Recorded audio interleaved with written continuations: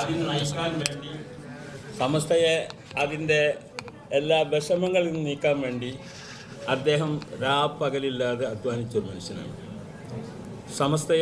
സമസ്തയോട് കൂടെ സമസ്ത ആ ദുർഘട ഘട്ടങ്ങളിലൊക്കെ അതിനെ എല്ലാ നിലക്കും അരമുറുക്കിക്കൊണ്ട് ഇറങ്ങിയ മനുഷ്യനാണ്.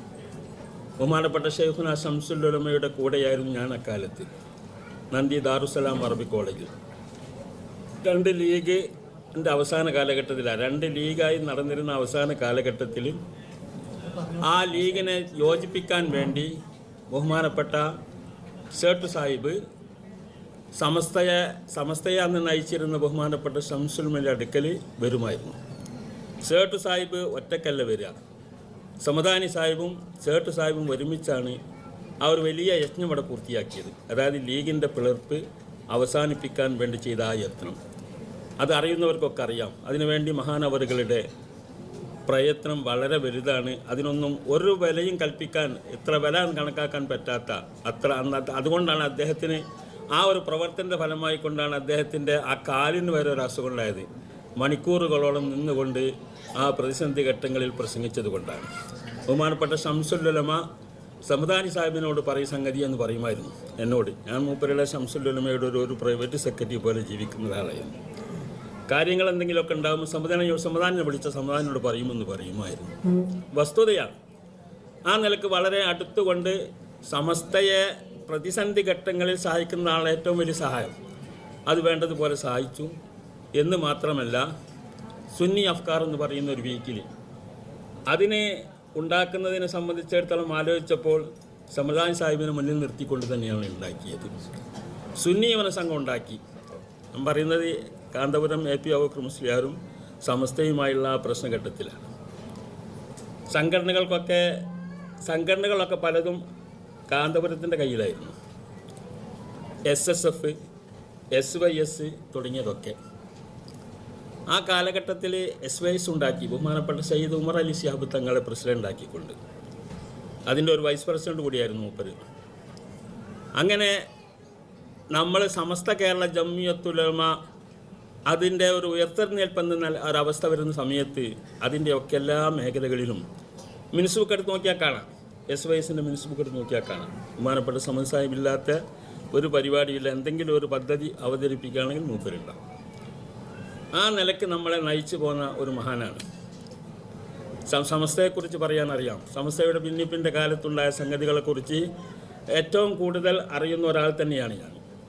സ്വന്തം അവകാശപ്പെടില്ല, സമദാനി സാഹിബിക്ക് അതറിയാം, എനിക്ക് അങ്ങോട്ടും അറിയാം. ഈ നിലയ്ക്ക് നമ്മുടെ ഈ സംഘടന, ഈ പ്രസ്ഥാനമാണല്ലോ അൽബിറിൻ്റെ പിതാവ്. അൽബിർ ഉണ്ടാക്കിയത് സമസ്ത കേരള ജംഇയ്യത്തുൽ ഉലമയാണ്. ഇത് സമസ്ത കേരള ജംഇയ്യത്തുൽ ഉലമ ഉണ്ടാക്കാനുള്ള സാഹചര്യം തന്നെ ബിദഅ പ്രസ്ഥാനങ്ങൾ ഇവിടെ ഉണ്ടായപ്പോഴാണ്. ബിദഅ പ്രസ്ഥാനങ്ങൾ സംഘടന ഉണ്ടാക്കിയപ്പോഴാണ് സമസ്ത ഉണ്ടാക്കേണ്ടി വന്നത്. 921 ശേഷം ഉണ്ടായ സംഭവമാണ്.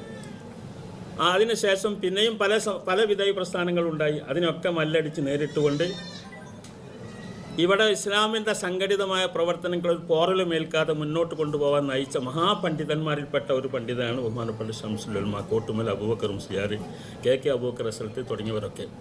KK അബൂബക്കർ അസ്സലത്തിൻ്റെ സ്ഥാനത്താണ് മലപ്പുറത്ത് കോംപ്ലക്സ് ഉണ്ടാക്കിയത്. Valanchery Sunni complex, Islamic complex. ആ കോംപ്ലക്സിലെ പ്രധാന പ്രിൻസിപ്പാളായിരുന്നു പേര്. നിങ്ങൾക്കറിയാം, നിങ്ങൾക്ക് ചരിത്രം അറിയാം. സുന്നത്ത് ജമാഅത്തിൻ്റെ സമസ്ത കോഴിക്കോട് ജില്ലാ കമ്മിറ്റി ഉണ്ടാക്കിയതാണ്.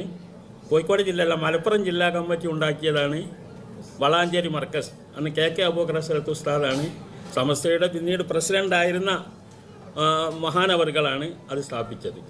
അതിലെ സ്ഥാപനത്തിൻ്റെ പ്രിൻസിപ്പാളായിരുന്നു ബഹുമാനപ്പെട്ട സമദാനി സാഹിബ്. അങ്ങനെ ഏത് മേഖലയിലും നമ്മോട് കൂടെ നിറഞ്ഞു നിന്ന മഹാനവറുകൾ ഇന്നും നമ്മളോട് കൂടെ തന്നെയാണ് എന്ന് നിങ്ങളെ അറിയിക്കുകയാണ്. അതോടുകൂടെ അദ്ദേഹത്തിന് ഇപ്പോൾ സമയമല്ല, അതുകൊണ്ടാണ്. അല്ലെങ്കിൽ ഞാൻ വൈകുന്നേരം വരെ പറഞ്ഞാലും മൂപ്പർക്ക് പറയാനുള്ള വിഷയങ്ങൾ എനിക്കറിയാം.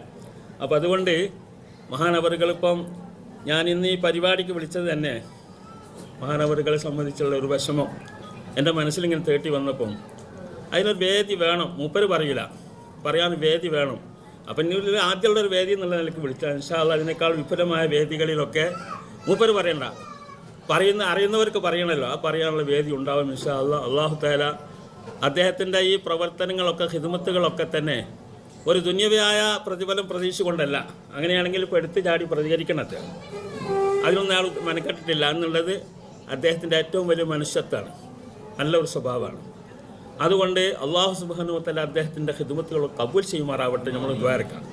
എല്ലാ സദസ്സുകളും ഇൻഷാ അല്ലാഹ് അദ്ദേഹത്തിന് ദ്വാ ഉണ്ടാവും.